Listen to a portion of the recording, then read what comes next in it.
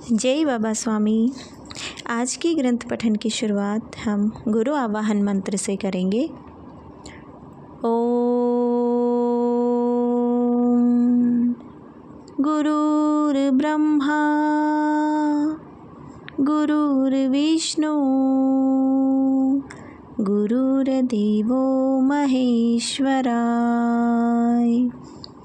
गुरुर्साक्षात् परब्रह्मा तस्मै श्री गुरुवे नमः। तस्मै श्री गुरुवे नमः। तस्मै श्री गुरुवे नमः। ओम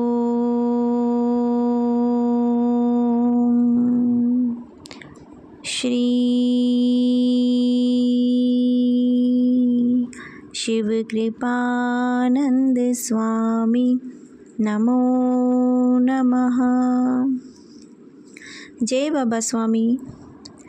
कल हमने देखा कि गुरुदेव अपने विषय में बता रहे थे कि किस प्रकार उन्हें अपने गुरु से मिलने की प्यास लगी थी।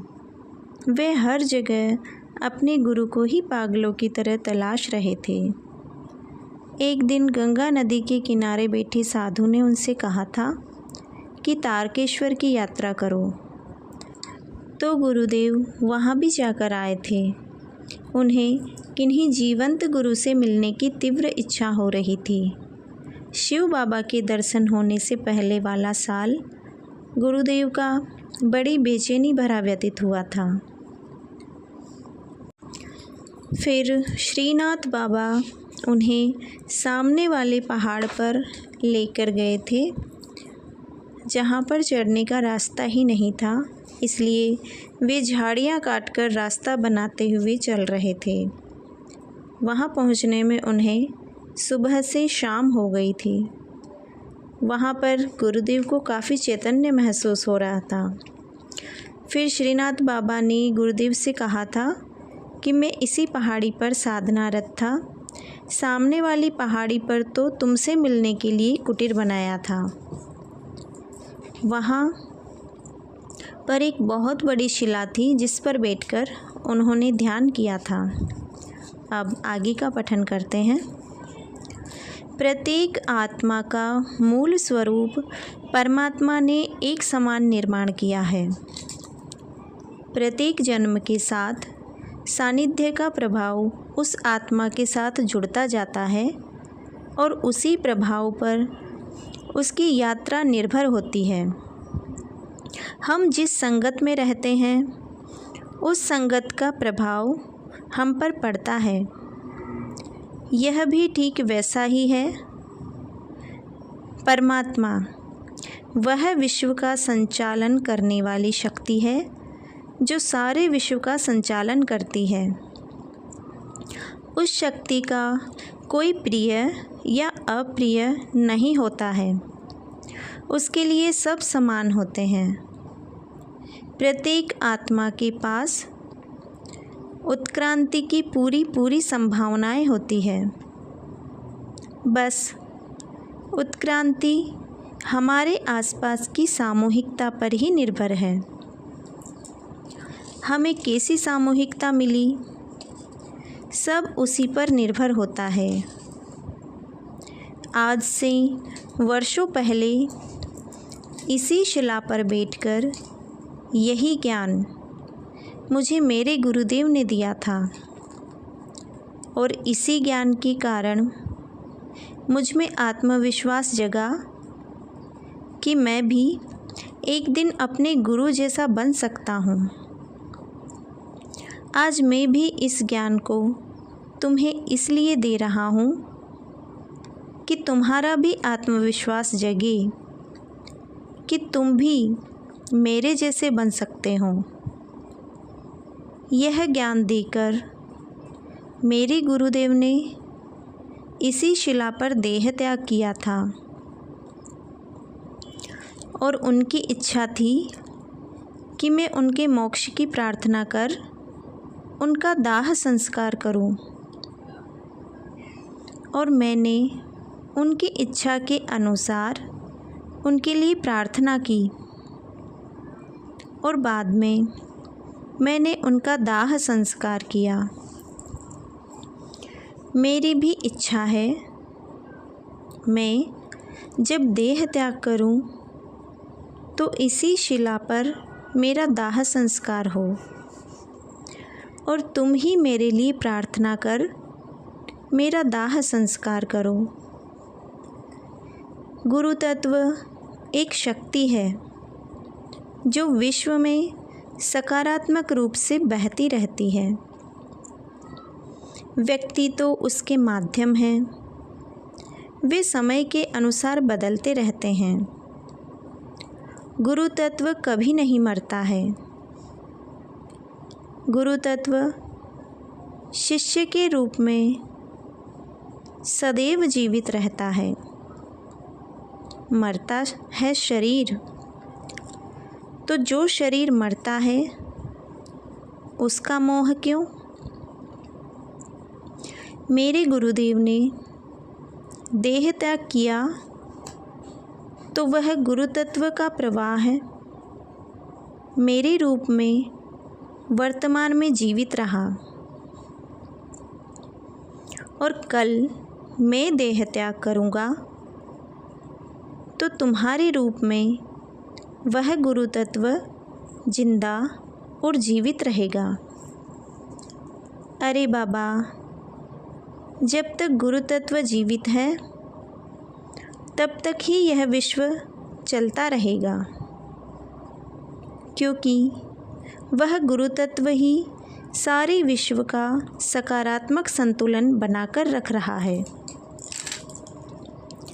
गुरु तत्व अच्छी सकारात्मक शक्तियों का एक समूह होता है और गुरु तत्व का माध्यम सद्गुरु का शरीर होता है। इसलिए गुरु तत्व को पकड़ना कठिन है, पर सद्गुरु के शरीर को पकड़ना आसान है। सद्गुरु के शरीर को पकड़ने से मेरा आशय वास्तव में उनके शरीर को पकड़ने से नहीं है, उस शरीर के आसपास बने आभा मंडल को चित्त से पकड़ने से हैं। वह केवल उनके नाम स्मरण से भी संभव होता है। हम सद्गुरु का नाम स्मरण भी करेंगे तो हम उनकी गुरु तत्व की शक्तियों की सामूहिक शक्ति को प्राप्त करेंगे। सद्गुरु के पास अपना खुद का कोई अस्तित्व नहीं होता, वह अपना अस्तित्व खो देता है। इसीलिए वह गुरु तत्व का माध्यम बनता है।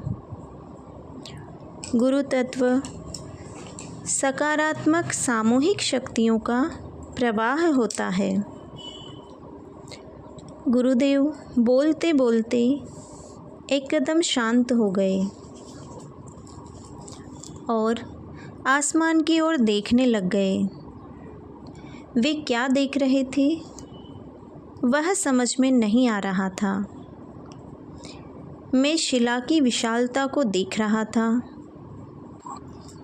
इतनी विशाल शिला इस पहाड़ी के शिखर पर कौन लाया होगा, क्योंकि यह पहाड़ी का पत्थर नहीं लगता था। यह एक सिंहासन जैसा था। इसके एक भाग से टिककर बैठा जा सकता था। पहाड़ी के आसपास के पत्थर हल्के लाल रंग के थे। बस यही पत्थर गहरे काले रंग का था, यानी यह इस पहाड़ी का तो नहीं था। फिर इतना विशाल पत्थर इस पहाड़ी पर कहाँ से लाए होंगे और इसे इतने ऊंचे शिखर पर कैसे चढ़ाया होगा? सब कल्पना से परे ही लग रहा था। और यह शिखर इतना ऊपर था कि स्वयं को चढ़ने में ही दिन भर लग गया था, तो इतने विशाल पत्थर को लेकर कैसे चढ़ सकते हैं। यह 10 हाथियों के आकार का था और आसपास की पहाड़ी पर भी ऐसे काले रंग के पत्थर कहीं नहीं थे। हाँ, काले रंग के पत्थर नदी में थे, लेकिन वे बहुत छोटे छोटे थे। मैं सब तरीकों से सोच रहा था, पर इतना विशाल पत्थर इतने ऊंचे शिखर पर कैसे रखा गया, यह अंत तक नहीं समझ पाया था।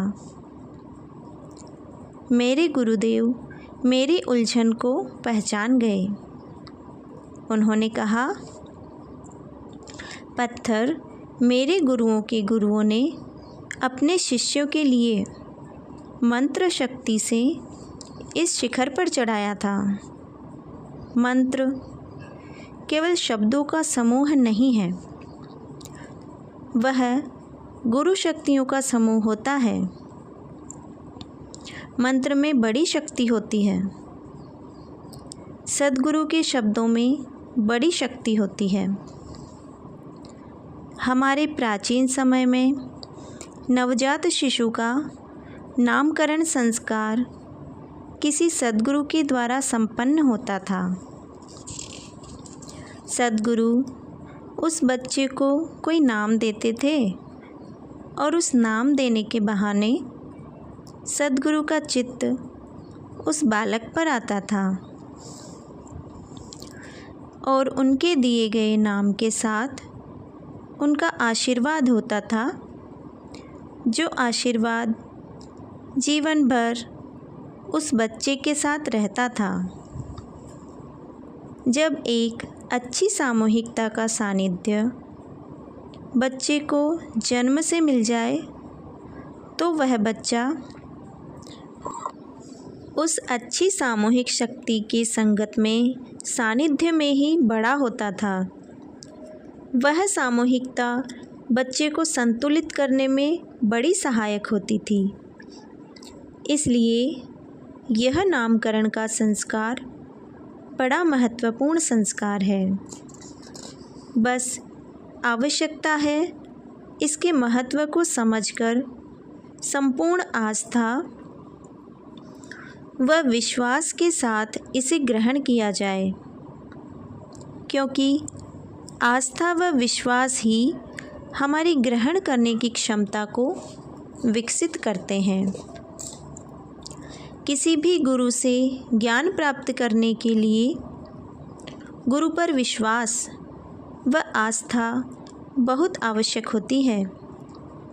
सद्गुरु उस बच्चे का भविष्य जानते हैं और भविष्य में उस बच्चे के जीवन में क्या घटनाएं होने वाली है वे भी जानते हैं, और उन घटनाओं में से इस बच्चे को संतुलित करने में किन शक्तियों की आवश्यकता है वे यह सब जानते हैं।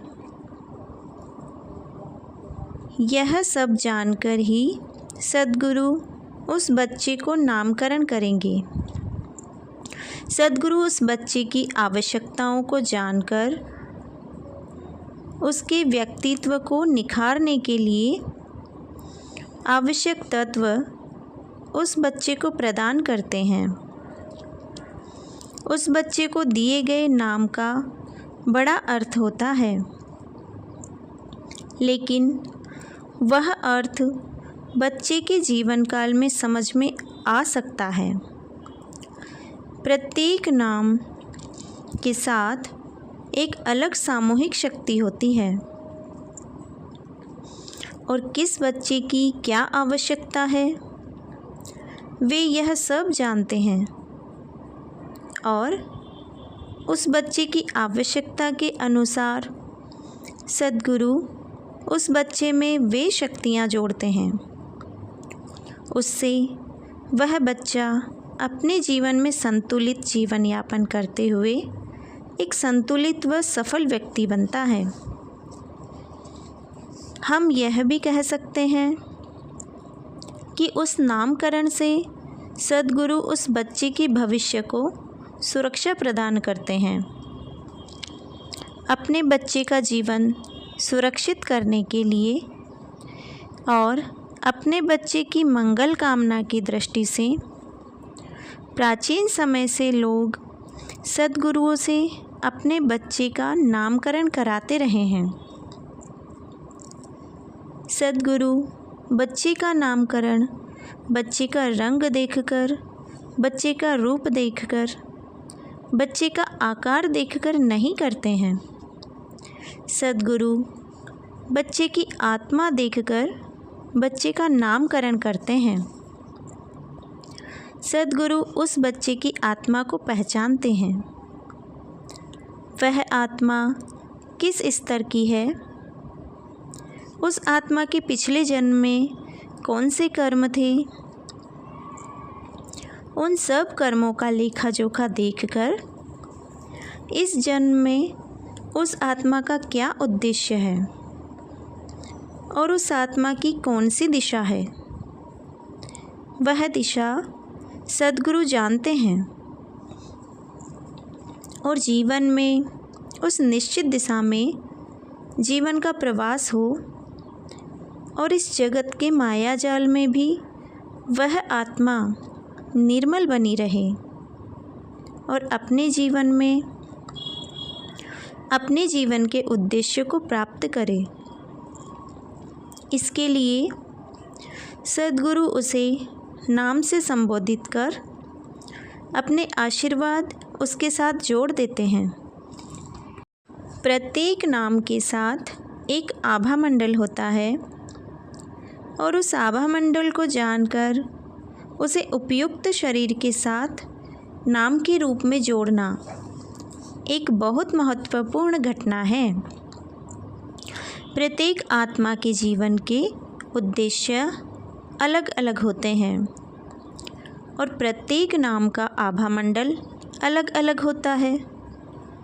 दोनों को जानकर, दोनों को पहचान कर, दोनों को उपयुक्त रूप में जोड़ना और उन्हें एकत्र करना, जोड़कर फिर अपनी सामूहिक शक्ति उस बंधन में प्रवाहित करना, ऐसा त्रिवेणी संगम सद्गुरु द्वारा रखे गए नामकरण में होता है।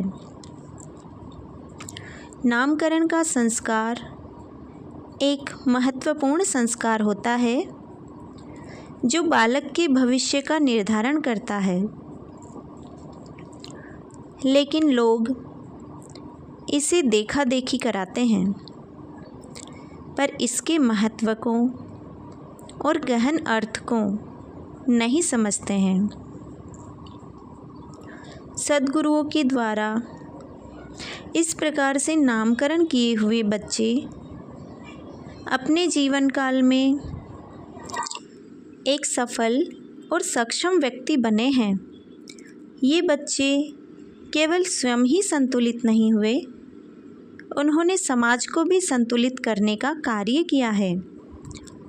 जिस प्रकार से बगीचे में लगाए गए पौधे को कितना पानी देना चाहिए वह बगीचे का माली पूर्णतः जानता है और उस छोटे से पौधे की आवश्यकता के अनुसार माली उस पौधे को पानी देता है, क्योंकि अगर पौधे को आवश्यकता के अनुसार पानी दिया तो ही वह पौधे को जीवन दे सकता है, अन्यथा आवश्यकता से अधिक पानी उस पौधे को दिया तो अधिक पानी से पौधा मर भी सकता है। पौधे के लिए पानी जीवन भी है और मृत्यु का कारण भी है। इसीलिए इस पौधे की पानी की आवश्यकता केवल माली ही जानता है। ठीक इसी प्रकार किस बच्चे को किस शक्ति की, किस संतुलन की आवश्यकता है, यह सद्गुरु ही जानते हैं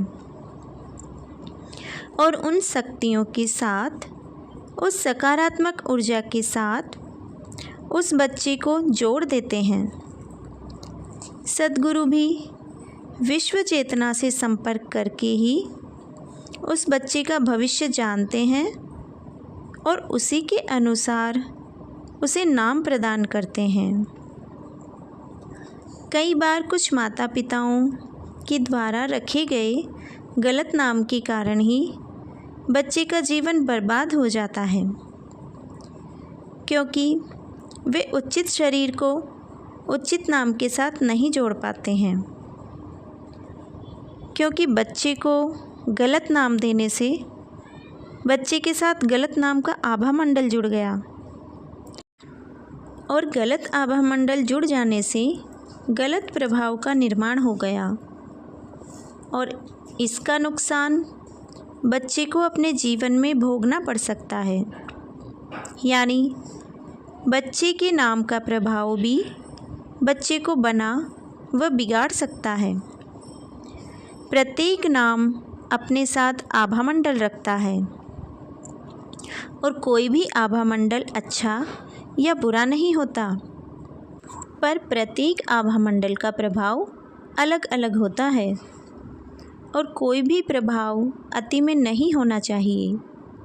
प्रभाव का भी संतुलन होना चाहिए और यह संतुलन वही बना सकता है जो उनके प्रभावों से परिचित हो। कई बार इस असंतुलन से भी बच्चे जीवन भर संघर्ष करते रहते हैं, जीवन भर परेशान रहते हैं, जीवन में अल्पायु भी होते हैं। इस नाम के प्रभाव को पहचाने बिना नाम नहीं रखना चाहिए। नाम उस बच्चे के जीवन की सफलता व असफलता का निर्धारण करता है। बच्चे की योग्यता व आवश्यकता के अनुरूप ही सदैव उसका नाम होना चाहिए। कई बार लोग महापुरुषों के नाम पर नामकरण करते हैं, पर वह बालक की आवश्यकता हो, यह आवश्यक नहीं है। बालक की आवश्यकता कुछ अलग भी हो सकती है और जब सद्गुरु नामकरण करते हैं तो आवश्यकता के अनुसार नामकरण करते हैं और उस दिए गए नाम को माध्यम बनाकर अपनी शक्तियाँ संक्रमित करते हैं। सद्गुरु के पास सामूहिकता की विशाल शक्ति होती है। कई बार कई असफल व्यक्तियों का सारा जीवन केवल नाम बदलते ही बदल गया है। नाम में बड़ी शक्ति होती है। प्रत्येक नाम के शब्दों के द्वारा एक मिश्रित आभामंडल बनता है। जैसे राम शब्द में रा व म का आभामंडल है और रामपाल में रा, म, पा और ल 4 अक्षरों का आभामंडल। वास्तव में अक्षर तो शक्तियों के बीज मंत्र हैं और सब में अलग अलग प्रभाव हैं। आपके बच्चे के लिए कौन सा प्रभाव आवश्यक है, वह जानना आवश्यक होता है। उचित बच्चे के साथ जीवन में उचित प्रभाव को जोड़ने मात्र से ही बच्चे के जीवन में सफलता कदम चूमती है। ये सब बातें मैं तुम्हें इसलिए समझा रहा हूँ क्योंकि मुझे तुम्हारा भविष्य दिखाई दे रहा है। हजारों लोग तुम्हारे पास बच्चे का नामकरण कराने आने वाले हैं और तुम्हारे माध्यम से गुरु शक्ति उन बच्चों का नामकरण करने वाली है। तो जो कार्य तुम्हारे माध्यम से होने ही वाला है, कम से कम उस कार्य का महत्व तो तुम्हें भी पता होना ही चाहिए। इसीलिए ये सब बातें मैं बता रहा हूँ। मैंने प्रार्थना की, गुरुदेव मैं अपने आप को आपका माध्यम बनाने के लिए प्रस्तुत कर रहा हूँ। आप मेरे शरीर का जो उपयोग करना चाहें कर सकते हैं। आज मैं अपना सारा अस्तित्व ही आपके चरणों पर समर्पित कर रहा हूँ। अब मैं अपने जीवन की प्रत्येक सांस भी आपकी इच्छानुसार लूँ। यही मेरी शुद्ध इच्छा है। ऐसा कहकर मैंने उन्हें नमस्कार किया तो उन्होंने मुझे उठाया और मेरे कंधों पर हाथ रखकर बोले, तुम ही मेरे भविष्य हो। मैं तुम्हारे माध्यम से ही अब जीऊँगा। तुम नहीं जानते तुम्हारा हंडा कितना बड़ा है। तुम्हारे माध्यम से इस जगत में लाखों आत्माएं मोक्ष प्राप्त करने वाली हैं। तुम सामूहिकता में मोक्ष प्राप्ति का द्वार हो। तुम नहीं जानते तुम कौन हो और तुम्हें अपना शिष्य पाकर मैं धन्य हो गया। मेरा सारा जीवन तुम्हें पाकर सफल हो गया। अब जीवन में कोई इच्छा ही नहीं रह गई। जीवन का उद्देश्य ही पूर्ण हो गया।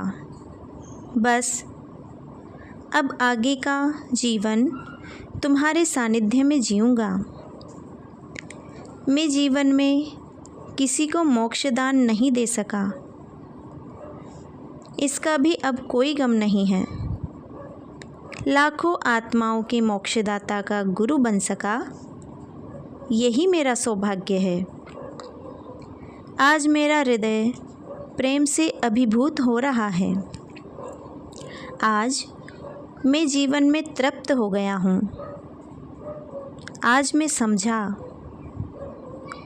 मेरे गुरु ने मुझे सालों से इस स्थान पर क्यों बैठा कर रखा था, क्योंकि यहाँ तुम आने वाले थे। तुम्हारे मोक्षदान यज्ञ में शामिल होने का अवसर मुझे प्राप्त होने वाला था। सब मेरे गुरु जानते थे, पर मैं नहीं जानता था। मोक्षदान का एक महायज्ञ तुम्हारे माध्यम से आयोजित होने वाला है। उस महायज्ञ में एक आहुति डालने का स्वर्णिम अवसर मुझे प्राप्त हुआ। यह मेरा सौभाग्य है। मैं अवाक होकर गुरुदेव की बातें सुन रहा था। माध्यम, महायज्ञ, मोक्षदान, इन सब शब्दों के अर्थ मुझे समझ में नहीं आ रहे थे। मेरी स्थिति देखकर गुरुदेव ने कहा, यह सब भविष्य में दिख रहा है। यह सब भविष्य में होने वाला है। ये सब बातें तुम्हें कुछ समय बीत जाने के बाद ही समझ में आएंगी। चलो, अब काफ़ी समय यहाँ हो गया। अब हम अपनी कुटीर की ओर प्रस्थान करेंगे और फिर हम वहाँ से चलने के लिए उठे। फिर उस बड़ी शिला की ओर मैंने देखा। वह एक सिंहासन जैसा ही प्रतीत हो रहा था और वहाँ की प्रकृति में वह सर्वोच्च शिखर था। मानो यहाँ सिंहासन पर बैठकर राजा आसपास के अपने राज्य को निहारता है, ऐसा वहाँ बैठकर लगता था। नीचे नदी बह रही थी। पहाड़ के उच्च शिखर पर बैठकर आसपास का नज़ारा दूर दूर तक देखा जा सकता था। आसपास भी इतना घना जंगल था कि कहीं खाली भूमि दिखती ही नहीं थी। सब जगह वृक्षों की चादर सी फैली थी। गुरुदेव ने मुझे लेकर उस पहाड़ी से उतरना प्रारंभ किया। हमें आधे रास्ते तक पहाड़ी से उतरना था और बाद में सामने वाली पहाड़ी की तरफ जाकर उस पहाड़ी पर चढ़ना था। हम हमारी कुटीर तक पहुँचे, तब तक रात हो गई थी। बाद में मैंने गुरुदेव से कहा, गुरुदेव, हम पहाड़ पर से उतर जल्दी गए, चढ़ना ही कठिन था। जय बाबा स्वामी। आज के ग्रंथ पठन को यहीं पर विराम देते हुए अब शांति पाठ करेंगे।